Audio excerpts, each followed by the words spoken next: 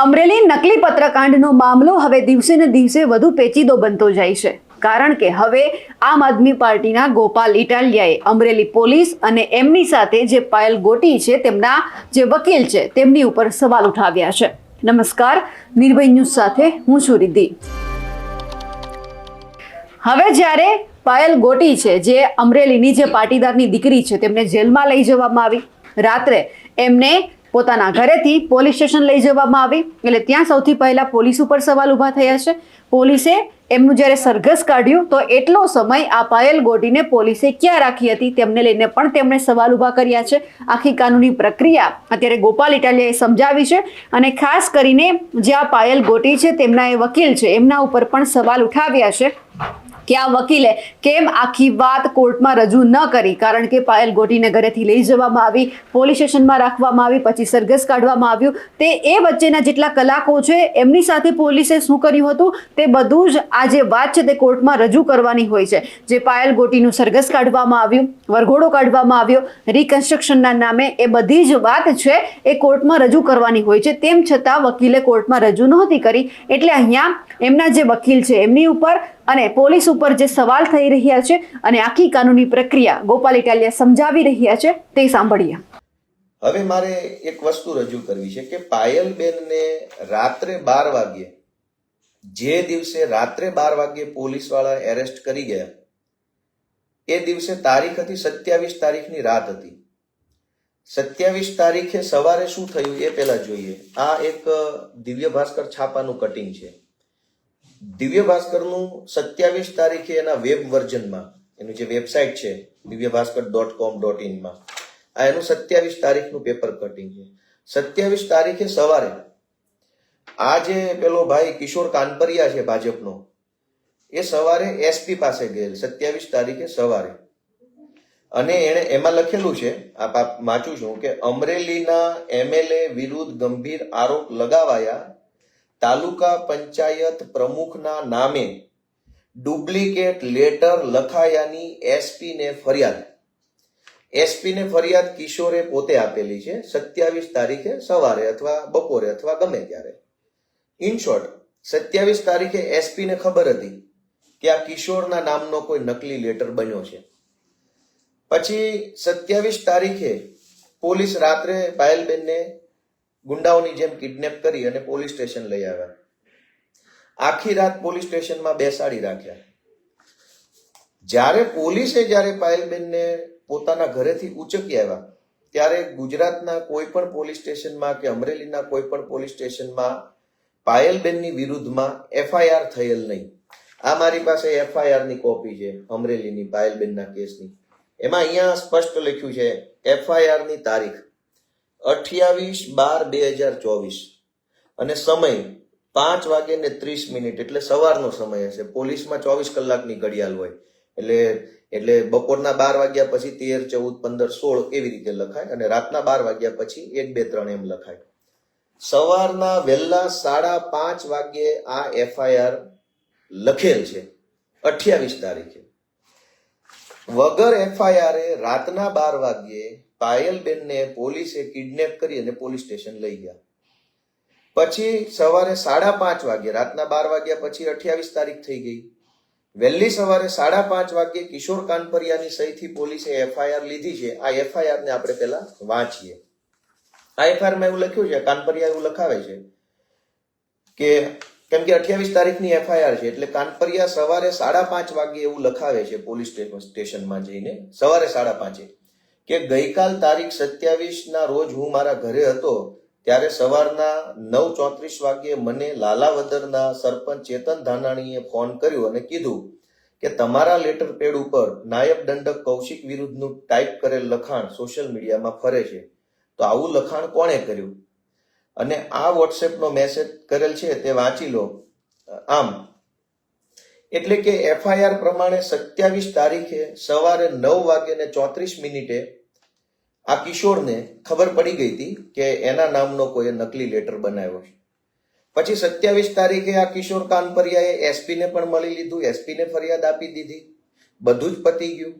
ત્યાર પછી 28 તારીખે વહેલી સવારે 5:30 વાગ્યે કિશોર કાનપરિયાએ પોલીસ સમક્ષ આ એફઆઈઆર લખાવી છે. જે એફઆઈઆર માં લખ્યું છે ટાઈમ એના પ્રમાણે કહું એટલે આપણે એવું માની લઈએ કે 28 તારીખની વહેલી સવારે 5:30 વાગ્યે કાનપરિયા પોલીસ સ્ટેશનમાં બેઠો હશે, અમરેલી સિટી પોલીસ સ્ટેશનમાં. અહીંયા આખી ફરિયાદ એને લખાવી છે. આ 2 પાનાની ફરિયાદમાં જે કાંઈ શબ્દો છે એ પેલા પત્રમાં લખેલા શબ્દો છે એ બધા શબ્દો લખાવ્યા પછી છેલ્લે એવું લખાવે છે કે આમ મારા હોદ્દાનો ખોટો સ્ટેમ્પ બનાવી લેટર પેડમાં મારી સહી નીચે સિક્કો કરી વાયરલ કરેલ હોવાનું મને જાણવા મળેલ છે, જેથી આ અંગે અમો તથા પાર્ટીના સ્થાનિક કાર્યકરો રણજીતભાઈ વાળા, દિલીપભાઈ સાવલિયા વગેરે મળીને હું અહીં ફરિયાદ કરવા માટે આવેલ છું. કઈ જગ્યાએ? અમરેલી સિટી પોલીસમાં. કેટલા વાગ્યે? સવારે 5:30 વાગ્યે. કઈ તારીખે? 28 તારીખે. જે માણસે 27 તારીખે એસપી ને ફરિયાદ આપી હતી એનો આમાં કોઈ ઉલ્લેખ જ નથી એફઆઈઆરમાં કે હું 27 તારીખે એસપી ને મળ્યો હતો, ત્યાર પછી હું પોલીસ સ્ટેશન આવ્યો છું, એવો ઉલ્લેખ નથી. એફઆઈઆરમાં એટલો જ ઉલ્લેખ છે કે હું સવારે 28 તારીખે સવારે 5:30 વાગ્યે રણજીતવાળા અને દિલીપ સાવલિયા સાથે આવીને આ ફરિયાદ લખાવું. એટલે કે પોલીસે જ્યારે પાયલબેનની 27 તારીખે રાત્રે 12 વાગ્યે ધરપકડ કરી ત્યારે પાયલબેનની વિરુદ્ધમાં કોઈ એફઆઈઆર લખાયેલી નહોતી. ગેરકાયદેસરની ધરપકડ કરેલી છે પોલીસે રાત્રે 12 વાગ્યે. ગેરકાયદેસરની 2 રીતે છે. એક કે રાત્રે 12 વાગ્યે લઈ જાય છે એટલે ગેરકાયદેસરનું છે, વગર એફઆઈઆર લઈ જાય છે એટલે ગેરકાયદેસરનું છે. તો ડબલ ગેરકાયદેસર રીતે પોલીસે પાયલબેનનું અપહરણ કર્યું. હવે બીજી વાત કે પાયલબેનને 27 તારીખના રાત્રે 12 વાગ્યે ઘરેથી કિડનેપ પોલીસ કરી ગયા, પણ એને ઓન પેપર લીગલી એરેસ્ટ બતાવવામાં આવ્યા 28 તારીખે બપોરના 4 વાગ્યે. એટલે કે 16 કલાક 27 તારીખ રાતના 12 વાગ્યાથી 28 તારીખના બપોરના 4 વાગ્યા સુધી 16 કલાક ગેરકાયદેસરની અટકાયત, ગેરકાયદેસરની એની ડિટેન્શન પોલીસે કરેલું છે ઓન પેપર. આ 16 કલાક વિશે પોલીસે આજ દિવસ સુધી કોઈ ખુલાસો રજૂ નથી કર્યો. ભાજપની જે ઓલી હલકટ ટોળકી છે જે ટીવીમાં આવે છે, જે બધી વાયડી ગેંગ, એ વાયડી ગેંગ એવું કહે છે કે રાત્રે ધરપકડ નથી કરી, રાત્રે નથી કરી. પણ એ ટોળકી તો અભણ છે. 8-5 ગેંગના સભ્યો છે. 8-5 પાસે કાયદાની શું અપેક્ષા રાખી શકાય? 27 તારીખે રાત્રે 12 વાગ્યે પાયલબેન વિરુદ્ધ કોઈ એફઆઈઆર ન હોવા છતાં પોલીસે એને પકડી લીધા. પાયલબેનને પકડ્યા પછી પોલીસ સ્ટેશનમાં આખી રાત બેસાડ્યા પછી 28 તારીખે વહેલી સવારે 5:30 એફઆઈઆર નોંધી. 5:30 જે એફઆઈઆર પાયલબેન ઉપર નોંધી એ જ એફઆઈઆરમાં 4 વાગ્યે પાયલબેનની ધરપકડ બતાવી. તો 4 વાગ્યે ધરપકડ બતાવી એ ઓન પેપર ધરપકડ છે. એટલે કોર્ટમાં જે સરકારી વકીલો અને ભાજપના જે દલ્લાઓ જે બધા ટીવીમાં બોલે છે એ આ સરકારી સમય બોલે છે 4 વાગ્યાનો. એકચ્યુઅલમાં રાત્રે 12 વાગ્યાથી લઈને બીજા દિવસના 4 વાગ્યા સુધી 16 કલાક સુધી ગેરકાયદેસરની કસ્ટડી લીધી છે, ગેરકાયદેસરની અટકાયત કરી છે. જે જૂની આઈપીસી 341 પ્રમાણે ગુનો છે, ચોખ્ખો ગુનો છે. એમાં તો પોલીસ ઉપર સીધી એફઆઈઆર થવી જોઈએ. એમાં સીટ ફીટની તપાસ શું કરવાની? જગ જાહેર સત્ય છે. રાત્રે 12 વાગ્યે આવ્યા છો અને બીજા દિવસના 4 વાગ્યા સુધી ગોંધી રાખ્યા છે, ગેરકાયદેસરની અટકાયત કરી છે. અંગ્રેજીમાં કાયદામાં શબ્દ છે ઇલીગલ કન્ફાઇનમેન્ટ, ગેરકાયદેસરની અટકાયત. 16 કલાક સુધી છોકરીને ગેરકાયદેસરની અટકાયત ઇલીગલ કન્ફાઇનમેન્ટમાં રાખી છે. એ સત્ય નજર સામે હોવા છતાં અમરેલીના ભાજપના દલાલ તરીકે એસપી કેમ કામ કરે છે? સીટની ક્યાં જરૂર છે? નજર સામે આ છે. બીજું, 28 તારીખે બપોરે 4 વાગ્યે છોકરીને એરેસ્ટ બતાવ્યા પછી 29 તારીખે એટલે કે રજાના દિવસે બીજા દિવસે 4 વાગ્યે છોકરીને કોર્ટમાં રજૂ કરવામાં આવે છે. એટલે કે 15:45 એટલે સમજો કે 3:45 આસપાસ. એટલે કે આશરે 40 કલાક સુધી પોલીસની કસ્ટડીમાં છોકરીને રાખી. 28 તારીખે રાતના 12 વાગ્યાથી લઈ 29 તારીખના બપોરના 4 વાગ્યે કોર્ટમાં રજૂ કર્યા, ત્યાં સુધીમાં 40 કલાક સુધી છોકરીને પોલીસે પોતાના કબજામાં રાખી. જ્યારે એને કોર્ટમાં રજૂ કરવામાં આવી પ્રથમ વખત છોકરીને, ત્યારે આ કાગળ જે ભાજપના દલ્લાઓ ટીવીમાં બતાવી રહ્યા છે, આ કાગળ જે વોટ્સએપમાં ફરી રહ્યો છે સોશિયલ મીડિયા, આ કાગળ, આ જે ભાજપના દલાલો, ભાજપની જે હલકટ ટોળકી છે, વિકૃત ટોળકી છે, જેને મા બેન દીકરીઓ વેચી નાખી છે, એવી વિકૃત હલકટ ટોળકી આ કાગળ બતાવે છે. આ કાગળમાં મેજિસ્ટ્રેટના હાથે લખેલું આ લખાણ છે. એ લખાણમાં એવું લખ્યું છે મેજિસ્ટ્રેટે પોતાના હાથે કે આજ રોજ તારીખ 29/12/24 ના રોજ કલાક 15:45 વાગ્યે રહેઠાણે એટલે મેજિસ્ટ્રેટના ઘરે રજૂ કરતા આરોપીઓને પોલીસ વિરુદ્ધ કોઈ મારકૂટ અંગેની ફરિયાદ છે કે કેમ તે પૂછતા તેઓને પોલીસ વિરુદ્ધ ફરિયાદ ન હોવાનું જણાવેલ છે. હવે આ બહુ ઇન્ટરેસ્ટિંગ છે. આ ભાજપની જે હલકટ ટોળકી છે આનો ફોટો ફેરવી રહી છે.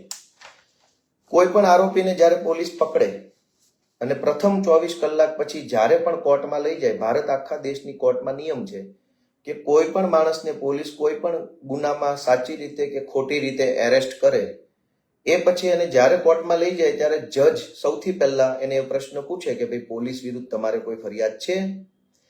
જો હા હોય તો હા પાડવાની, ના હોય તો ના પાડવાની.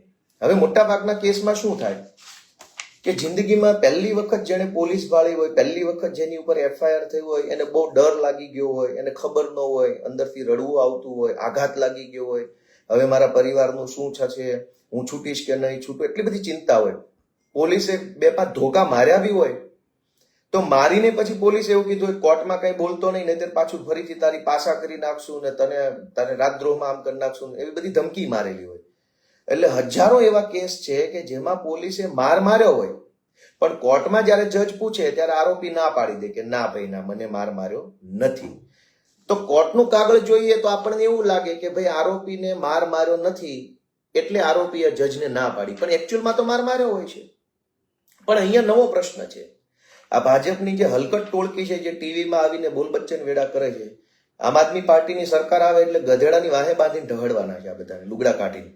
કેમ કે એટલા બધા વિકૃત માણસો છે જે બહેનો દીકરીઓ વિશે અભદ્ર ટીકા કરતા શરમાતા નથી. દોસ્તો, આ જે કાગળ છે 28-27 તારીખે રાત્રે પાયલબેનને પોલીસ ગેરકાયદેસર રીતે ઉઠાવી ગયા. 28 તારીખે બપોર પછી 4 વાગે એને ઓન પેપર એરેસ્ટ બતાવ્યા, એટલે કે 16 કલાક સુધી પોલીસે ગેરકાયદેસરની કસ્ટડી રાખેલી. 29 તારીખે જજના ઘરે 4 વાગે આ સુનાવણી ચાલુ છે. અહીંયા માર માર્યાની ફરિયાદ નથી, પણ પોલીસે 16 કલાક સુધી વગર FIR પાયલબેનને ઘરેથી ઉચકી જઈને પોલીસ સ્ટેશન બેસાડી રાખ્યા. એ ફરિયાદ અહીંયા થવી જોઈતી હતી. આ ફરિયાદ કેમ નથી થઈ? આ ફરિયાદ 2 રીતે નથી થઈ. એક કે પાયલબેનને ખબર ન હોય, કાયદો ન જાણતા હોય, આઘાત લાગી ગયો હોય, ડરી ગયા હોય, મારા પરિવારનું શું થશે, હું છૂટીશ, આમ તેમ. એટલે પાયલબેનને ખબર ન હોય કે કોર્ટમાં શું કરવાનું, શું નહીં બોલવાનું.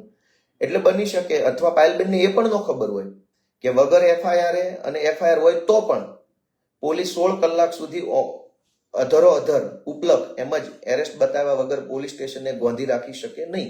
આ વાતની જાણ પાયલબેનને તો ન હોય, પણ કોંગ્રેસમાંથી આવેલા વકીલને તો આ ખબર હતી કે પાયલબેનને રાતના 12 થી બીજા દિવસના 4 વાગ્યા સુધી એમનામ બેસાડી રાખેલ છે, ગોંધી રાખેલ છે, ગેરકાયદેસર અટકાયત કરેલ.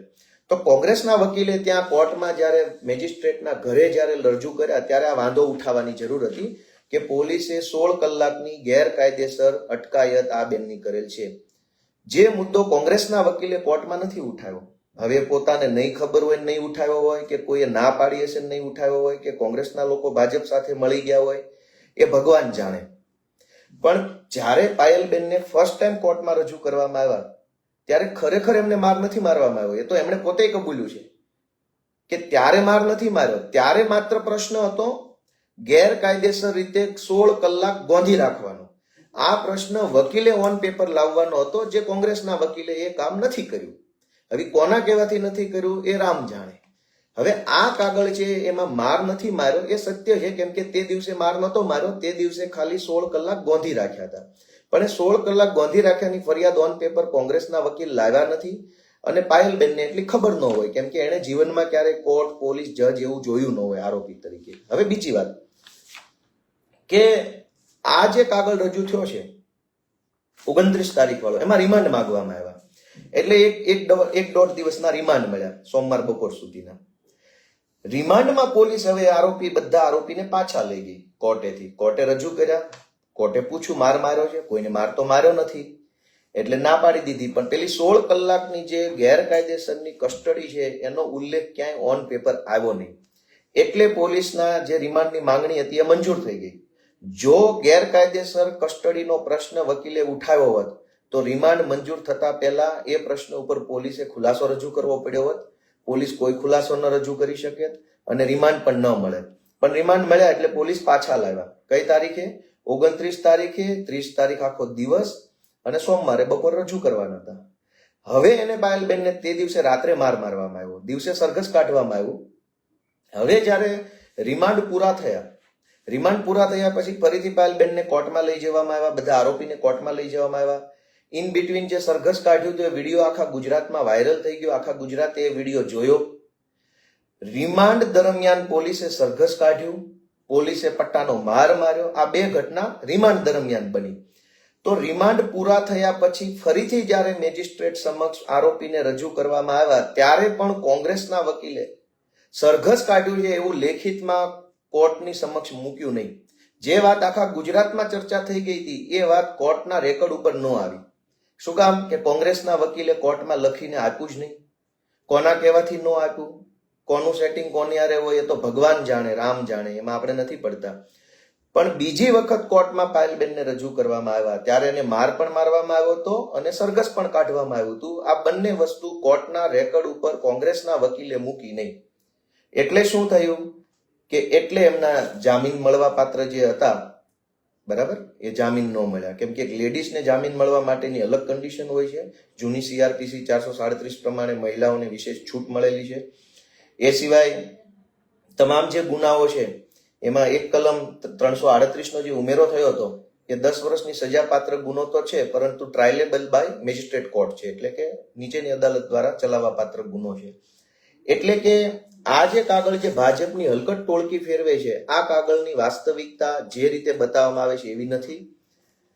કોર્ટની અંદર માર નથી માર્યો એ કદાચ આરોપી ન કહી શકે. આરોપીને તો પોલીસ 4 ધોકા મારીને પછી ધમકાવે કે હવે કોઈને કહીશ તો તારી પાસા કરી નાખીશ ને તું કોઈને કહીશ તો આમ. એટલે મોટા ભાગના કેસમાં આરોપીઓ હંમેશા કોર્ટમાં જઈને કઈ બોલતા નથી, માર ખાઈ લે છે પણ બોલતા નથી.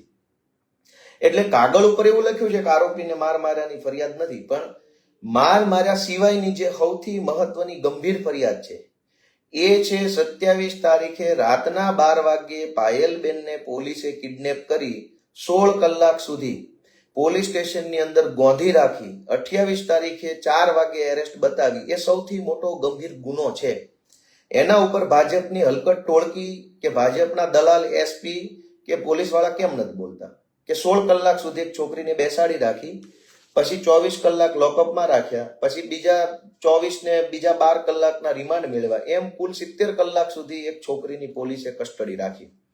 70 કલાક સુધી પોલીસની કસ્ટડીમાં છોકરી રાખવામાં આવી, પછી પાછા 1-2 દિવસ જેલમાં રહેવામાં આવ્યું. આ બધી ઘટના નજર સામે થઈ હોવા છતાં તપાસનું નાટક SPએ ચાલુ કર્યું છે. તમારામાં હિંમત હોય તો જૂની IPC 441 પ્રમાણે PSI વિરુદ્ધ ગુનો દાખલ કરો. એમાં તપાસ ક્યાં કરવાની જરૂર છે? અને મેડિકલ વાળો, માર માર્યા વાળો ભાગ અને ગેરકાયદેસર રીતે ગોંધી રાખવા વાળો ભાગ, આ બે અલગ ઘટના બની છે એક સાથે. હવે માર મારવા વાળી ઘટના છે એ સાબિત નહીં થાય, કેમ કે માર હવે શરીર ઉપરથી નિશાન વયા ગયા છે, મેડિકલ તપાસમાં નહીં આવે. પણ ગેરકાયદેસર રીતે 16 કલાક સુધી ગોંધી રાખવાની ઘટના તો હજુ ઓન પેપર છે. તો બે ઘટના પાયલબેન સાથે બની છે. 16 કલાક ગેરકાયદેસર ગોંધી રાખવું, અટકાયત કરવી અને માર મારવો. આ બે માંથી એક ઘટના છે હવે સાબિત નથી થવાની, બીજી ઘટના સ્વયં સ્પષ્ટ છે. તો પછી તપાસનું SIT નું નાટક કરવાના બદલે ભાજપના દલાલો, ભાજપના હલકાઓ જો ન્યાય આપવા માંગતા હોય તો તમે PSI ઉપર FIR કેમ નથી કરતા ડાયરેક્ટ 16 કલાક ગોંધી રાખવાની? અને જે 27 તારીખે રાતના 12 વાગે પાયલબેનને પોલીસે કિડનેપ કરી એ દિવસે તો FIR જ નથી થઈ. FIR તો પાયલબેનને એરેસ્ટ કરી લીધા, પોલીસ સ્ટેશને રાત્રે લઈ ગયા પછી 28 તારીખે વહેલી સવારે 5:30 વાગે થઈ છે. તો પોલીસે કાગળ ઉપર જે ખોટું કર્યું છે તો પકડાય છે. આ મારી પાસે FIR ની કોપી છે. આમાં સ્પષ્ટ લખ્યું છે 28 તારીખે સવારે 5:30 વાગે પોલીસ સ્ટેશને FIR લખવામાં આવી છે. એનો મતલબ એમ કે આ કિશોર કાનપરિયા જે છે એણે અને ભાજપની આખી ટોળકીએ ષડયંત્ર કરીને પહેલા છોકરીને પકડાવડાવી લીધી પોલીસ પાસે. પોલીસ પણ ગુંડાઓની જેમ ઘરે ગઈ, વગર FIR છોકરીને પકડી લીધી, એના મમ્મી પપ્પાને બધાને પોલીસ સ્ટેશને ગોંધી રાખ્યા અને પછી પકડાઈ ગયા પછી FIR કરી. અને FIR કર્યા પછી તે 5:30 FIR કરી. એ FIR માં 4 વાગે એરેસ્ટ બતાવ્યું બપોર પછી. તો 5:30 થી 4 વાગ્યા સુધી FIR હતી છતાં એ છોકરીને ગોંધી રાખવામાં આવી. અને વગર એફઆઈઆર કોઈની તપાસ પોલીસે કરવી હોય તો એને નોટિસ આપવી પડે, લેખિતમાં નોટિસ આપવી પડે. વગર એફઆઈઆર તપાસ કરવી હોય તો જૂની સીઆરપીસી 160 પ્રમાણે, કલમ 160 પ્રમાણે પોલીસે કોઈ પણ આરોપી, ફરિયાદી, સાક્ષીને જૂની સીઆરપીસી 160 પ્રમાણે નોટિસ આપે કે ભાઈ અમારી પાસે એફઆઈઆર નથી પણ ફલાણી અરજી આવી છે, અમે તમારી પૂછપરછ કરવા માંગીએ છીએ, તમે આટલા વાગે આ તારીખે પોલીસ સ્ટેશન આવજો. જો કોઈ વ્યક્તિ ઉપર એફઆઈઆર થઈ ગઈ હોય તો પણ પોલીસે એને સીઆરપીસી, જૂની સીઆરપીસી હું કહું છું 41A પ્રમાણેની, 1A પ્રમાણેની નોટિસ આપવી પડે હાજર થવાની. હવે અત્યારે BNSS આવી ગયું છે, ભારતીય નાગરિક સુરક્ષા સંહિતાની કલમ 35F. કોઈ આરોપી વિરુદ્ધ એફઆઈઆર થઈ ગઈ હોય તો એને સીધો પકડતા પહેલા એને BNSS ની કલમ 35 પ્રમાણે નોટિસ આપવી પડે, 3 દિવસનો ટાઈમ આપવો પડે કે આ તારીખે આટલા વાગે પોલીસ સમક્ષ રજૂ થાવ. વગર એફઆઈઆર કોઈની તપાસ કરવી હોય તો એને સીઆરપીસી 160 પ્રમાણે નોટિસ આપવી પડે. પાયલબેન જ્યારે પકડાયા ત્યારે એફઆઈઆર નથી તો પોલીસે એને નોટિસ આપવાની જરૂર હતી. એફઆઈઆર થઈ ગયા પછી પણ પોલીસે ધરપકડ કરવાના બદલે પાયલબેનને નોટિસ આપવાની જરૂર હતી. હવે આ બધું જ પોલીસે જે ખોટું કર્યું, રાત્રે પકડ્યા, માર માર્યો, સરઘસ કાઢ્યું, એ વાતની જાણ કોંગ્રેસના વકીલે અદાલતને કરવાની જરૂર હતી. પણ 2 વખત કોર્ટમાં પાયલબેનને લઈ જવામાં આવ્યા. કોંગ્રેસના વકીલે કોના કહેવાથી કોર્ટમાં આ ન લખાયું, એ પણ મોટો પ્રશ્ન છે મનમાં. તો દોસ્તો, આ આખી ઘટનામાં તકલીફ ત્યાં પડે છે કે આપણે જેને નેતા લઈને બનાવીને દોડીએ છીએ એ નેતાઓને કાયદો ખબર ન પડે એટલે કાયમ માટે પોલીસવાળા કે સરકારી માણસો હંમેશા છેતરી જાય છે. આપણે મોટા મોટા ભાષણો કરીએ, સૂત્રોચ્ચાર કરીએ, રેલી કાઢીએ, સમાજ ભેગો કરીએ, બધું કરીએ, પણ પોલીસ અધિકારી આપણા નેતાને જ છેતરી જાય તો? મેં આજે તમને આ બધી કાયદાકીય વાતો કરી, આ બધી વસ્તુ કેટલા નેતાને ખબર પડે છે? જ્યારે પોલીસ તો આ બધું જાણે છે, પોલીસને તો ખબર જ છે કે એને ટેકનિકલી કેટલું ખોટું કર્યું છે. એટલે નેતા નથી જાણતો, એટલે નેતા બહુ તો એસપી સામે રાડારાડી કરે, બૂમાબૂમ કરે, ભાષણો કરે, બધું કરે, પણ કાગળ નેતાને વાંચતા તો આવડવું જોઈએ ને કે આમાં એફઆઈઆર કેટલા વાગ્યે થઈ, કેટલા વાગ્યે લખાવાય, તારીખ કઈ હતી, એરેસ્ટ કરવા પહેલા કઈ નોટિસ આપવાની. આપણા નેતાને કાયદો ન ખબર પડતી હોય તો પોલીસ કે ભાજપ વાળા ક્યારેય ન્યાય નહીં મળવા દે. આ ઘટનાની અંદર બીજી વાત કે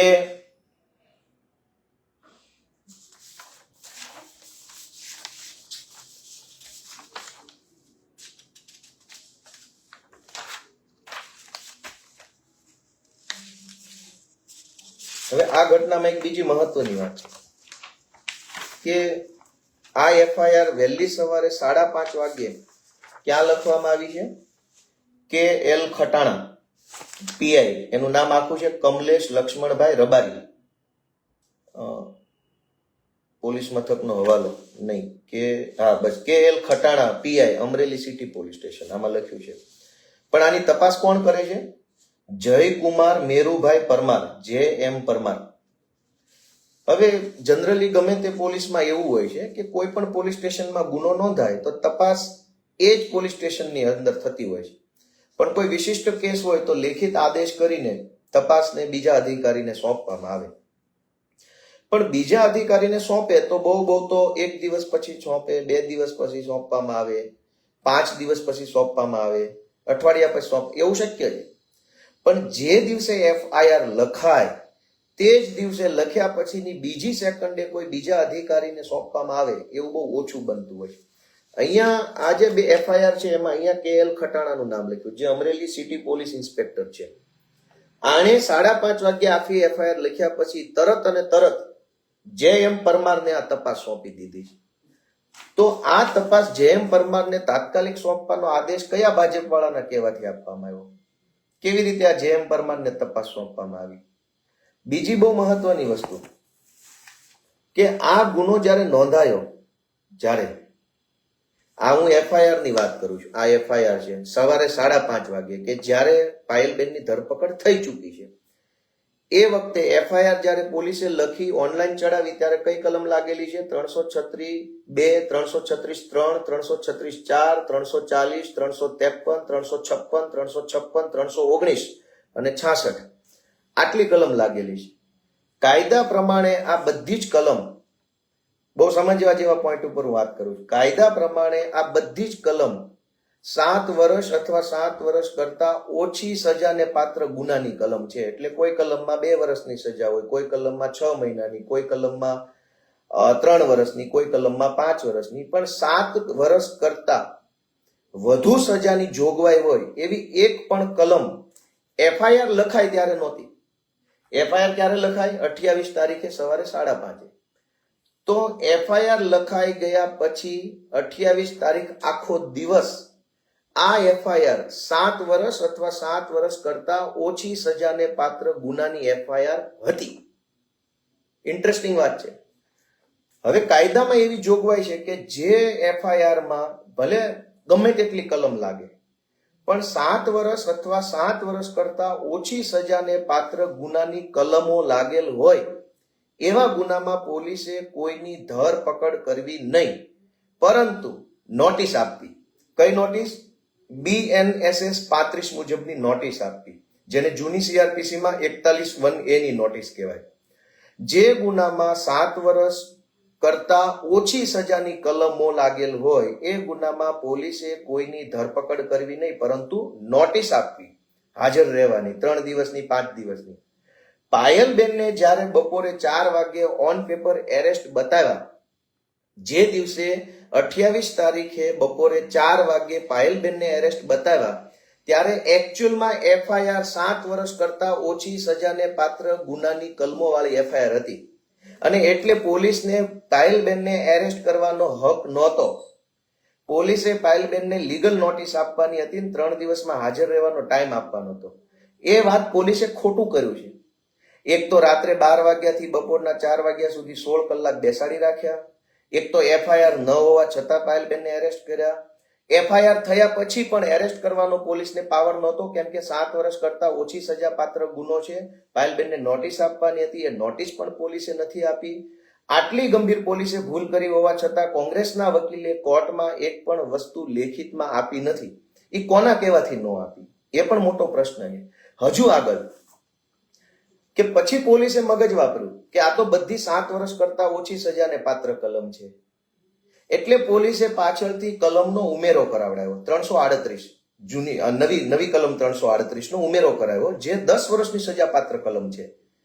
એટલે કે 10 વર્ષની સજા પાત્ર એક કલમ આવી ગઈ. ટોટલ કેટલી કલમ લાગી છે? 1 2 3 4 5 6 7 8 ને 9 કલમો લાગી છે. આ 9 કલમો 7 વર્ષ કરતા ઓછી સજા પાત્ર ગુનાની કલમ છે.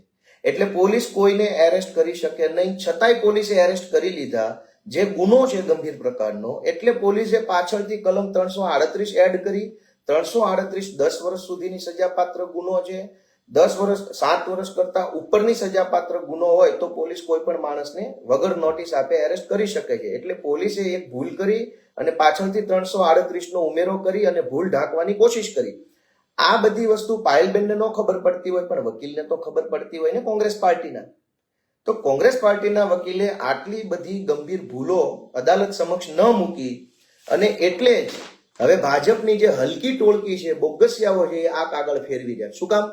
કે કોંગ્રેસના વકીલે જો તે વખતે અહીંયા આ બધું લખાઈ દીધું હોત કે પાયલબેનને 16 કલાક ગેરકાયદેસર કસ્ટડી કરી છે, પાયલબેનને વગર એફઆઈઆર રાતે 12 વાગે પકડ્યા છે, પાયલબેનની વિરુદ્ધમાં 7 વર્ષ કરતા ઓછી સજાપાત્ર ગુનો હોય છતાંય તે એની એરેસ્ટ કરી લીધી છે, આ બધી વિગત જો વકીલે કોંગ્રેસના અહીંયા લખાવી હોત તો અત્યારે આ જે લખાણ છે એની જગ્યાએ બીજું લખાણ હોત. પોલીસ વિરુદ્ધ ઇન્કવાયરી ચાલુ થઈ ગઈ હોત, કેસ રજીસ્ટર થઈ ગયો હોત, બધું કોર્ટમાંથી થઈ ગયું હોત.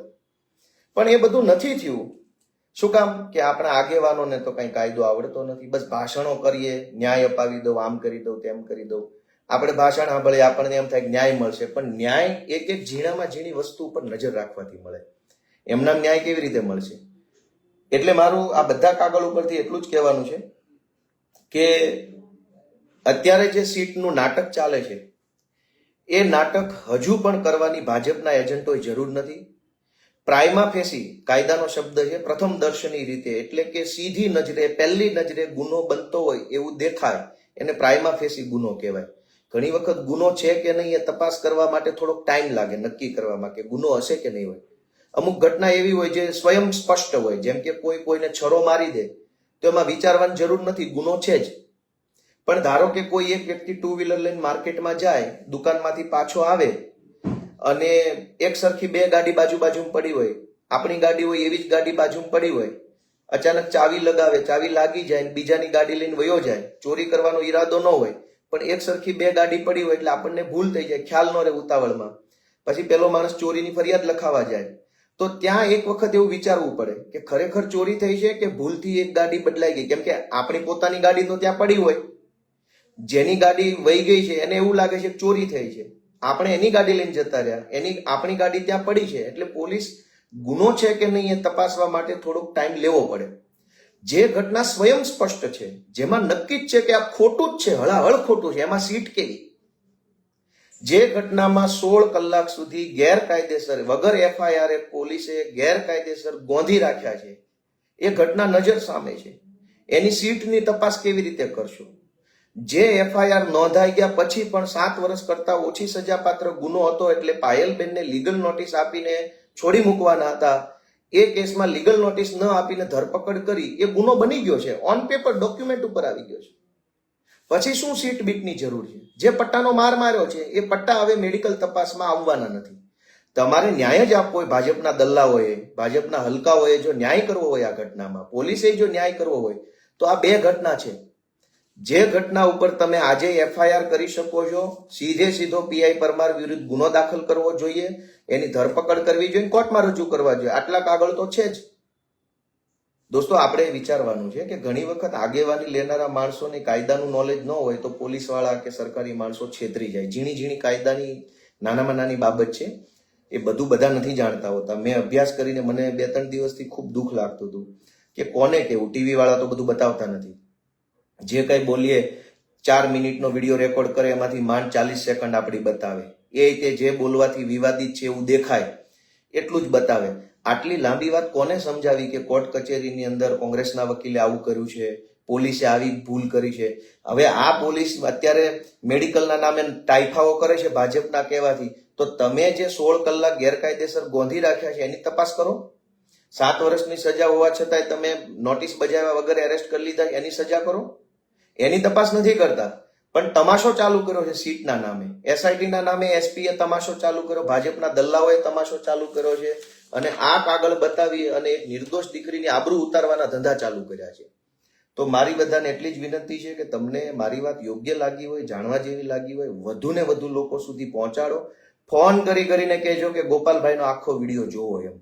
જેને તમે લિંક મોકલો, જેને શેર કરો, એને ફોન કરો, સ્પેશિયલ ફોન કરો કે ગોપાલભાઈનો વિડીયો મોકલ્યો છે, આખો જોવા માટે ફોન કર્યો છે, એવું કહેજો. લોકોને સત્ય નજર આવવું જોઈએ, ખાલી ભાષણોથી નથી ચાલવાનું. આ બધું જે કાગળ ઉપર ખોટું છે એ પણ નેતાઓને ખબર તો પડવી જોઈએ ને. નેતાને ખબર ન પડે કાગળ ઉપર શું ખોટું છે તો અધિકારીઓ કાયમ છેતરી જવાના છે. એટલે ઘણી વખત આપણને એમ લાગે કે ફલાણા ભાઈ આવી ગયા છે, હવે આમ થઈ જશે, તેમ થાય, એવું કાંઈ થઈ નથી જવાનું. અધિકારીઓ નેતાઓને તો જલ્દી છેતરી જાય. એક તો આપણે આમ પબ્લિક હોય, એને કાયદો ખબર ન હોય એટલે આપણે નેતાના ભરોસે રહીએ. નેતાને પોતે કાંઈ તંબુરાની ખબર ન હોય એટલે નેતા ખાલી ભાષણો કરે, ઉશ્કેરણીજનક ભાષણો કરે, આમ કરી નાખું, પગલા લ્યો, નહીતર હું આમ કરીશ, તેમ કરીશ. કાગળ ઉપર નેતાને ખબર પડતી હોય તો SP ને, મામલતદારોને, કલેક્ટરોને તાકાતથી કહી શકે કે તમે આટલું ખોટું કર્યું. એટલે આ અમરેલીની ઘટનામાં મારી એટલી જ વિનંતી છે કે જો મારી વાત યોગ્ય લાગી હોય તમે વધુ ને વધુ લોકો સુધી પહોંચાડો અને બધાને ફોન કરીને કહેજો કે આ વિડીયો ગોપાલભાઈનો નિરાતનો સમય કાઢી જેટલો લાંબો છે એટલો ભૂલ્યા વગર જોવે. સૌનો આભાર. મારી કઈ ભૂલચૂક થઈ હોય તો માફી માંગુ છું. જય ગરવી ગુજરાત. જે રીતે ગોપાલ ઇટાલિયાએ આખી પ્રક્રિયા, જે કાનૂની પ્રક્રિયા છે તે સમજાવી છે, અને સવાલ એમના વકીલ ઉપર, પોલીસ ઉપર કર્યા છે, તેમને લઈને આપનું શું કહેવું છે કમેન્ટ કરીને ચોક્કસથી જણાવજો. સાથે જ અમારી નિર્ભય ન્યૂઝ ચેનલને લાઇક, શેર અને સબસ્ક્રાઇબ કરવાનું ભૂલશો નહીં. નમસ્કાર.